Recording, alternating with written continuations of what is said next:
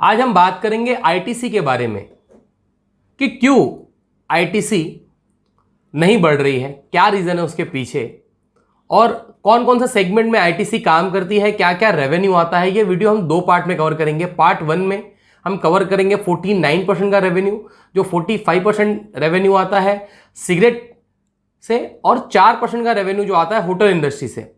Total जो ITC है वो काम करती है एन नंबर ऑफ चीज़ों में, जैसे कि सिगरेट है, एफएमसीजी है, होटल्स है, पेपर एंड पैकेजिंग है, एग्रीकल्चर है। और आप प्रॉपर्ली स्क्रीन पे देख सकते हैं कि वहाँ से कितने कितने रेवेन्यू आते हैं। यहाँ पे प्रॉपर्ली आपको देखने मिलेगा कितने सेगमेंट से कितने रेवेन्यू आते हैं। जैसे कि बात करें आईटीसी, आईटीसी का जो फुल फॉर्म है इंपीरियल टैम्बैको कंपनी लिमिटेड। जो कंपनी है वो स्टार्ट हुई 24 अगस्त 1910 में 1910।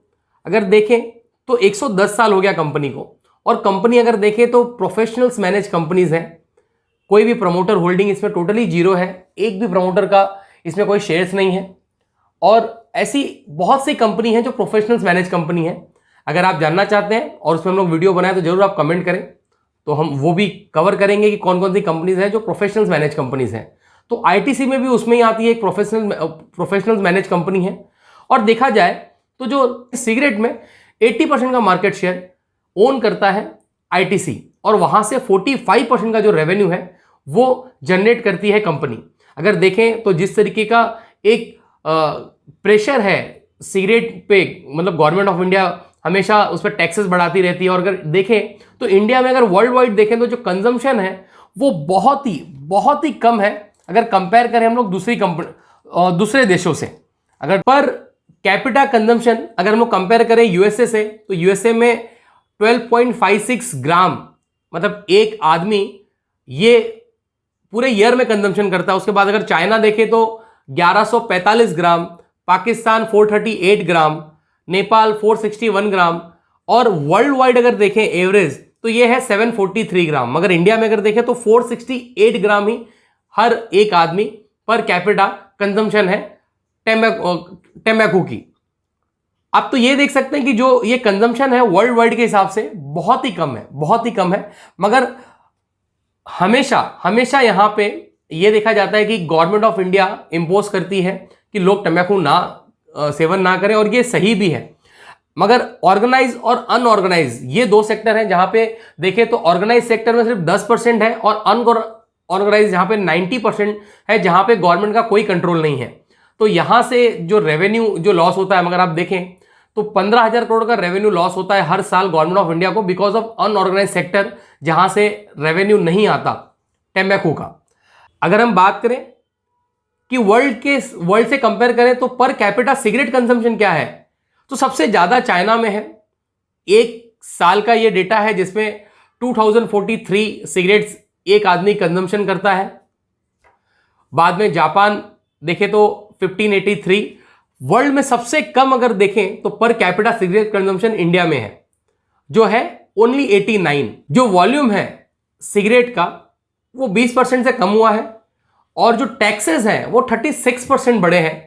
तो ये एक प्रेशर क्रिएट करता हुआ दिखता है आईटीसी के बिजनेस पे। और आईटीसी इसीलिए शायद अपने बिजनेस को डाइवर्सिफाई करने की कोशिश कर रही है कि हर सेगमेंट में वो काम करे और धीरे धीरे वो जो टेम्बैको में 45% का रेवेन्यू आता है उसको धीरे धीरे कम कर ले। और जैसे हम लोग देखेंगे कि जैसे आईटीसी में सक्सेस होती है तो हम लोग आईटीसी के शेयर्स को बढ़ता हुआ भी देखेंगे। मगर ये कब करेगी, जरूर हमको धीरे धीरे इनके हर एनुअल रिपोर्ट पढ़ने होंगे, हर इनका क्वार्टर टू क्वार्टर रिजल्ट देखना होगा कि कौन से सेगमेंट से कितना रेवेन्यू आ रहा है। अगर बात करें गवर्नमेंट ऑफ इंडिया की तो 85% जो पैकेट्स हैं उसमें प्रॉपरली बताया होता है कि आपको कैंसर हो सकता है, ये हो सकता है। उसके बाद सिर्फ 15% ही वो उस पर एडवर्टाइजमेंट कर सकते हैं। तो इतना बड़ा रिस्ट्रिक्शन है ये हमको देखने मिलता है उनके सिगरेट सेगमेंट पे। में जो अल्कोहल का कंजम्पशन है वो 17% है और सिगरेट का जो कंजम्पशन है वो 2% से भी कम है। तो सिगरेट इतना मैटर नहीं करता जितना अल्कोहल लोग एडिक्टेड है अल्कोहल के लिए वर्ल्ड वाइड। अगर देखा जाए तो इंडिया 4th लार्जेस्ट मार्केट है इनलीगल सिगरेट्स का पूरे वर्ल्ड में, जिसे मैंने कहा कि 15,000 करोड़ का रेवेन्यू जिससे नुकसान होता है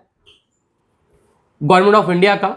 अगर देखें इंडिया में तो 42% जो इंडियंस हैं वो कंजम्पशन करते हैं टम्बाकू का, जिसमें से 7% जो इंडियंस हैं वो सिर्फ सिगरेट पीते हैं और 14% जो इंडियंस है वो बीड़ी पीते हैं, और जो 30% है वो डायरेक्टली टेम्बैकू कंजम्पशन करते हैं। तो आप ये देख सकते हैं कि अगर 42% की आबादी में ओनली 7% लोग अगर करते हैं तो सिगरेट पीते हैं, तो आप ये समझ सकते हैं कि 130 करोड़ की जनता में, 130 करोड़ की जनता में ये शायद 3 करोड़ लोग सिगरेट पीते होंगे। अब हम बात करते हैं होटल सेगमेंट के बारे में, जहां से 4% का रेवेन्यू आता है, और ये बहुत ही एक्सपेंसिव है। मतलब अगर होटल्स आप देखें तो कितने बड़े बड़े होटल्स, 5 स्टार 3 स्टार होटल बनाने में जो कैपिटल इंपोज करते हैं वो बहुत ही ज्यादा है। और कंपेयर करें जो टाटा का होटल्स है, इंडियन होटल्स, उससे एक फाइट करनी है, और वो मोर देन, मतलब आप देख सकते हैं कि 100 साल से पहले से ही स्टैब्लिश है होटल्स इंडस्ट्री में, इंडियन होटल्स। अगर बात करें आईटीसी की तो 2,90,000 रूम्स अवेलेबल है आईटीसी के बाद, जिसमें 69,000 जो रूम्स है वो लग्जरी है अपर क्लास सेगमेंट के। टोटल जो 108 प्रॉपर्टीज हैं 70 लोकेशन में, और 4 ब्रांड्स हैं आईटीसी के अंडर में, जो एक है आईटीसी होटल्स, एक है वेलकम होटल्स, एक है अपर सेगमेंट में फॉर्चून, और मिड मार्केट में एक है उनका वेलकम हेरिटेज। ये 4 सेगमेंट में वो ट्रेड कर मतलब होटल्स इंडस्ट्री अपने रन करते हैं, जिसमें 30 5 स्टार्स होटल्स हैं उनके, जिसके अंदर 6,200 रूम है। 42 जो है फॉर्चून होटल्स, वो नियरली 3,100 रूम्स है, और 36 वेलकम हेरिटेज है जिसमें 900 रूम्स है। जो आईटीसी के होटल्स हैं वो अच्छे अच्छे लोकेशंस पे है, जैसे 108 होटल, 70 अलग अलग लोकेशंस, और आईटीसी उसमें भी तेजी से काम कर रही है। अभी तक सिर्फ 4% का रेवेन्यू कंपनी जनरेट करती है अपने होटल इंडस्ट्री से। आइए हम लोग फाइनेंशियल्स भी समझते हैं किस तरीके के हैं आईटीसी के, और आगे वो क्या कर सकती है। हम समझने की कोशिश करते हैं आईटीसी के फाइनेंशियल्स को, कि कैसे हैं आईटीसी के फाइनेंशियल्स, और उसको देख के हमें क्या समझना चाहिए कि कंपनी क्या कर रही है, कहां से रेवेन्यू जनरेट कर रही है। आइए हम जानते हैं। जैसे देखें तो कंपनी है जो वो है 2,52,000 करोड़ की वैल्यूएशन। अगर देखें तो जो पी है वो है 19 का, और जो इंडस्ट्री पी है वो है 15 का। तो इंडस्ट्री के हिसाब से पी महंगा है ऐसा लग सकता है, मगर एक बात इसमें है कि आईटीसी अलग अलग सेगमेंट में काम कर रही है। मतलब वो एचयूएल को भी एक हिसाब से कॉम्पीट कर रही है, होटल्स को भी कर रही है, पेपर्स इंडस्ट्री में भी है, एग्रीकल्चर, तो हर जगह से वैल्यूएशन और पी अलग से निकालना होगा। तो एक पी एवरेज पी हम लोग अलग से निकाल सकते हैं आईटीसी के लिए। देखें तो जो प्रोमोटर्स होल्डिंग है वो 0 है। मैंने आपको कहा था ये प्रोफेशनल्स मैनेज कंपनी है, और प्रोमोटर की जो प्लेज है वो भी 0 है। तो जरूर आप कमेंट करके हमको प्रोफेशनल्स मैनेज कंपनीज क्या होती हैं वो पूछ सकते हैं, और हम आपको जरूर उस पर भी एक वीडियो बना के दे सकते हैं। अगर यहाँ पे देखें तो बुक वैल्यू कंपनी की है 49 रुपीज़ की, और जो आज कंपनी मिल रही है वो अपने बुक वैल्यू से 3.3 टाइम, मतलब 4 टाइम ज़्यादा मिल रही है। 270 करोड़ का कंपनी पे कर्जा है, मतलब डेप्ट टू इक्विटी रेशियो देखें तो 0 से नीचे है। मतलब आईटीसी एक 0 डेप्ट कंपनी है। मतलब आप ये देख सकते हैं 1 रुपये का कर्जा नहीं है कंपनी पे। यहाँ पे देखें तो कंपनी हैज़ ऑलमोस्ट डेप्ट free stock providing good dividend अगर यील्ड देखें तो 5.24% का है। अगर आप एफडी में पैसे रखते हैं 5.5% पे, तो आप आईटीसी में वो इन्वेस्टमेंट कर सकते हैं, क्योंकि यहाँ पे भी जो डिविडेंड यील्ड है वो 5.5% का मिल रहा है आपको। Company has maintain the healthy dividend pay out 79.34% का। कंपनी का जो सेल्स ग्रोथ है वो खराब है लास्ट पास्ट ईयर से।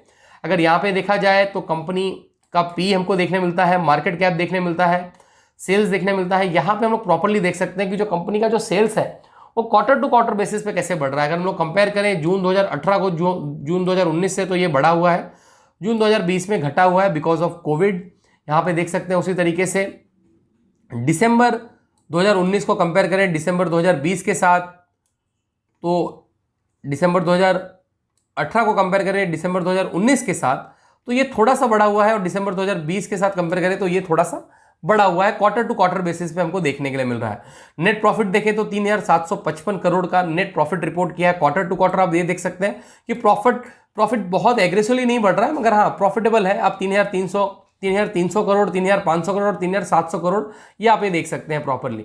सेल्स अगर देखें तो सेल्स आप देख सकते हैं कि लास्ट 10 साल में कंपनी ने डबल से ज़्यादा अपने सेल्स को अचीव किया है। अगर हम लोग कंपेयर करें लास्ट 5 साल में, अगर 2017 से, तो 42,000 करोड़, 43,000 करोड़, 48, 49 और अभी भी 49,000 करोड़ ही है। मतलब लास्ट अगर ईयर से कंपेयर करें तो सेल्स थोड़ी सी डाउन हुई है। और हम लोग ये देख सकते हैं कि जो डाउन है वो कितनी परसेंट हुई है, तो 0.23% ये डाउन हुई है। उसके बाद अगर हम लोग देखें इंटरेस्ट, तो इंटरेस्ट जो कंपनी भर रही है, अपने ब्याज भर रही है, वो भी कम हुआ है, मतलब कंपनी ने अपने डेब्ट को चुकाया है। यहाँ पे देखें तो जो प्रॉफिट है वो 15,306 करोड़ का प्रॉफिट रिपोर्ट किया था मार्च 2020 में, और इस बार प्रॉफिट रिपोर्ट किया 13,161 करोड़ का। तो ये जो प्रॉफिट का फ्लक्चुएशन है ये आईटीसी को थोड़ा सा दिक्कत देता है शेयर्स प्राइस में। अगर ये प्रॉफिट प्रॉपरली मेंटेन रहे और प्रॉपरली अप ट्रेंडिंग रहे तो वो जरूर एक सपोर्ट करेगा आईटीसी को। यहाँ पे अगर देखें एवरेज सीएजीआर तो वो 5 का है, यहाँ पे प्रॉफिट ग्रोथ देखें तो माइनस में है। तो ये सब चीज़ें आईटीसी को दिक्कत देती है करंट सिनेरियो में। पर आप यहाँ पे देख सकते हैं कि जो प्रॉफिट, जो एक बोरोविंग है वो टोटली बीच में जीरो किया था, फिर वापस अभी बढ़ाया हुआ है और अभी वापस 7 करोड़ का पेमेंट किया है कंपनी ने। कैश फ्लो पॉजिटिव है, ये देख सकते हैं प्रॉपरली ऑपरेटिंग एक्टिविटी से। ऑपरेटिंग एक्टिविटी से अगर कैश फ्लो पॉजिटिव है तो करंट उनको डे टू डे लाइफ में कोई दिक्कत नहीं आती। यहाँ पे देखें तो रिटर्न ऑन कैपिटल एम्प्लॉयड काफ़ी शानदार और बेहतरीन है, 29 का है। डेटर डेज अगर देखें तो 19 का है, मतलब 19 दिन के अंदर इनके पैसे वापस आ जाते हैं जो भी ये देते हैं। एफआईएस का इन्वेस्टमेंट अगर देखें तो एफआईएस का इन्वेस्टमेंट पहले से इसमें बढ़ा हुआ है, गवर्नमेंट ऑफ सिंगापुर ने इसमें घटाया हुआ है इस क्वार्टर में, तो इसके पहले बढ़ा हुआ था। डीआईएस का होल्डिंग है वो प्रॉपरली 42.94% का है, मतलब डीआईएस इसको ओन करते हैं। यहाँ पे पब्लिक होल्डिंग देखें तो पब्लिक होल्डिंग सबसे ज़्यादा है आईटीसी में, मतलब पब्लिक को बहुत बिलीव है कि आईटीसी कुछ बेहतर और शानदार करेगा, इसीलिए हम उनके लिए ये वीडियो बना रहे हैं।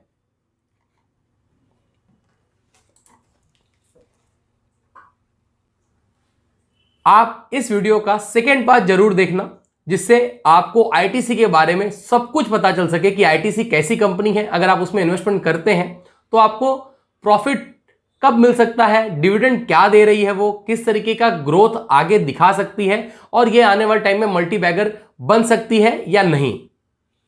नमस्कार, धन्यवाद।